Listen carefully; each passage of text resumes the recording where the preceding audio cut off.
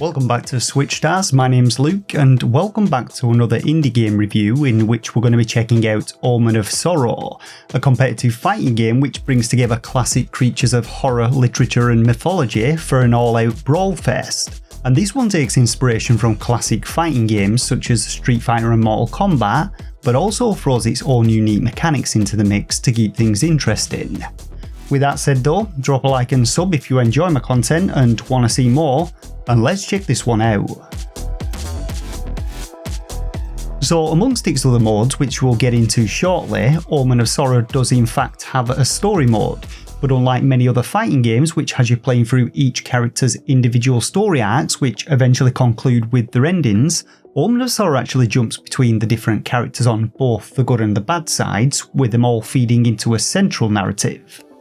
Now, this is delivered through both in-engine dialogue, which generally occurs either at the beginning or end of battles, as well as between battles with fully voiced cutscenes, and it's a really interesting way of approaching the story for a fighting game.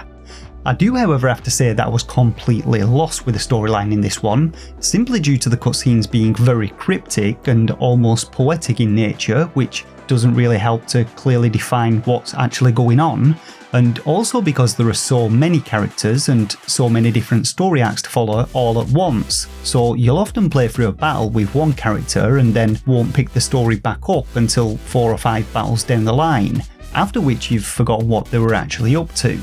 And in general I feel this is definitely the more interesting way to deliver the story, and it could be that if you played it through to its conclusion, things will actually make sense. But I think if you're jumping back and forth like this, you really need to keep things simple, and I personally found it a little hard to follow and in the end just ended up skipping most of the cutscenes, so unfortunately I can't really tell you what the story's all about in this one.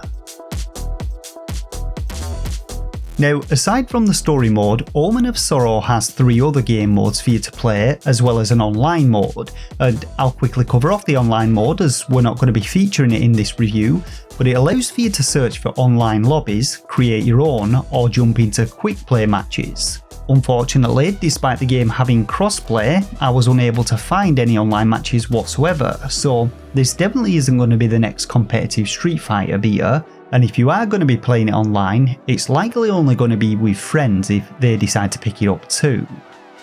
Now, the other game modes include your classic arcade mode, known as Battle, which has you fighting through a series of 9 matches against random sets of opponents, with you able to retry matches if you fail, a survival mode where you get one attempt to beat either 12, 60 or 120 opponents in a row without failing, and finally a local versus mode where 2 players can duke it out against one another. And there's also a practice mode where you can hone your skills against a stationary opponent, master the movesets and strategize combo attacks. When it comes to the combat and controls themselves though, this is your classic fighting game setup, with you having both heavy and light punch and kick attacks, a grab move and a bunch of different special abilities you can pull off which are unique to each character. And much like Street Fighter, there are also EX type moves which you can activate by building a bar at the bottom of the screen, with your standard EX move costing a single bar, whilst an ultra move will consume 2 bars. And as usual, this resource is built by both attacking your opponent as well as taking damage, and the moves themselves dish out some devastating damage and can really turn the tide of a battle. The majority of these EX moves are also extremely simple to perform, requiring you to rotate down to forwards or down to backwards twice in a row before performing a kick, punch or grab attack, which may sound a little bit boring, but believe me it's a good thing, as the D-pad on all of the Switch controllers is absolutely horrendous, so you really have no other option but to use the thumbstick for this one. Now, the final and most unique mechanic in Omen of Sorrow is the Fortune and Fate system, which rewards players for playing offensively and punishes them for playing too defensively or taking too much damage, and this is indicated by the circular meter beside your EX meter. And this mechanic not only affects what moves are available to you, but also your damage and health recovery, as you're actually able to regenerate lost health by landing hits. But what it essentially boils down to is that by attacking and building positive fortune, you'll gain access to a bonus damage modifier, faster health regen and additional counter moves, whilst taking damage will build negative fate, which will eventually result in you becoming doomed, losing the ability to perform certain moves and making you vulnerable to guard breaks. And it's a really interesting and unique mechanic which adds additional layers of depth to combat. Now when it comes to the characters themselves, I was actually really surprised by this one, and I was expecting your standard roster of characters with your usual lineup of faster, more agile fighters and slower, heavier hitting ones. But what I actually got was a very versatile selection with some very unique playstyles on offer. And amongst the characters you'll find plenty of familiar faces, which include horror staples such as vampires, werewolves and a Frankenstein's monster-like character, as well as literature beasts such as Quasimodo and Dr. Jekyll/Hyde. But there are also several original and more obscure characters on offer, including the Egyptian god Imhotep, a smoking hot demon lady, and a hulking suit of armour possessed by some kind of blue flame.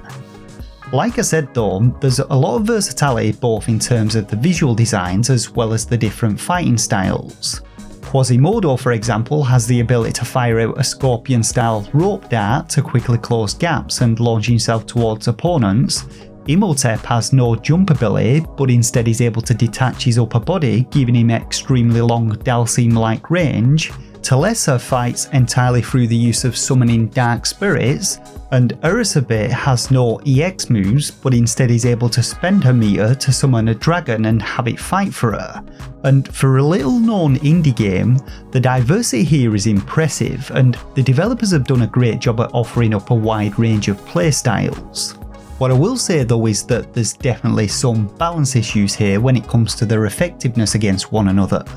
Slow characters like Adam or Dr. Hyde have a very difficult time fighting against faster characters or against ones with range attacks, and a couple of them like Talessa or the vampiric Vladistad feel very overpowered. It's not impossible to play these seemingly weaker characters though, it's just much more difficult. Overall though, the combat in the game is actually a lot of fun, and I really enjoyed experimenting with the different characters, trying out the different abilities and doing as I always do, spam the shit out of my buttons and hope that I hit a tidy combo to secure the win. And while I can't speak for the more technical mechanics in Omen, as I've always been absolutely terrible at fighting games, there appears to be a good amount of depth to them for those with the patience and skill to master them. Finally, when it comes down to the difficulty of this one, even as a bit of a button masher, I generally didn't find the computer to be overly aggressive when playing on normal difficulty, and they didn't appear to utilise the specials all that often. However, like I said, there is a little imbalance here, especially when going up against opponents such as Vlad or Adam, and I found that the computer spammed the same moves over and over, often zoning me out and giving me very little opportunity to get in close to pull off some combos, so the AI is a little bit hit and miss with this one. But all in all, Omen of Sorrow is a really well put together fighting game with a lot of good ideas going on, a great cast of characters to choose from, and I think that fans of fighting games will find a lot to like with it. It's by no means the best fighting game out there, it still feels a little clunky in comparison to mainstream titles such as Street Fighter or Mortal Kombat, but all in all it still feels pretty polished, and in my mind is undoubtedly one of the best indie fighters on the platform. So like the gameplay, the visuals are pretty spot on with this one, with some great looking character models and a nice selection of arenas to choose from, and while the texture resolutions do suffer a little on the Switch, it's still a good looking game all things considered and performs well in both handheld and docked mode. My favourite thing about the visuals though has to be the ultra moves, which all look spectacular. And when it comes to the sound design, it's pretty standard stuff for the combat with your usual punchy punches and grunts when someone gets smashed in the face, but again the ultras sound awesome, the game has some great voice acting, and the music is also pretty decent. All in all though, good stuff on the audio and visual front.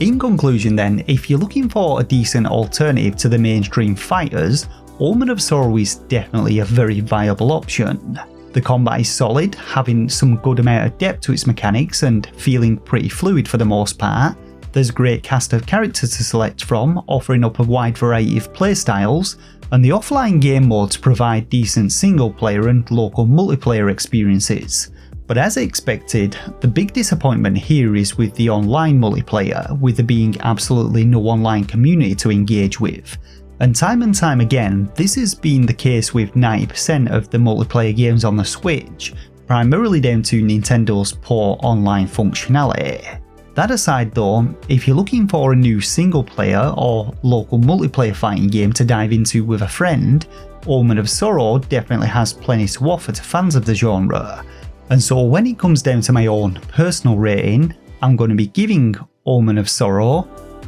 4 out of 5 stars. A great little indie fighting game this one, and in my opinion, easily one of the best on the Switch. With that said though, are you a fighting game fanatic, perhaps a Street Fighter savant, or just a bit of a button basher like me, and are you going to be picking Omen of Sorrow up? Let me know down in the comments section below. As always though, if this review helped you out, drop a like, consider subscribing to the channel for future content, and until next time, take care of yourselves and game on.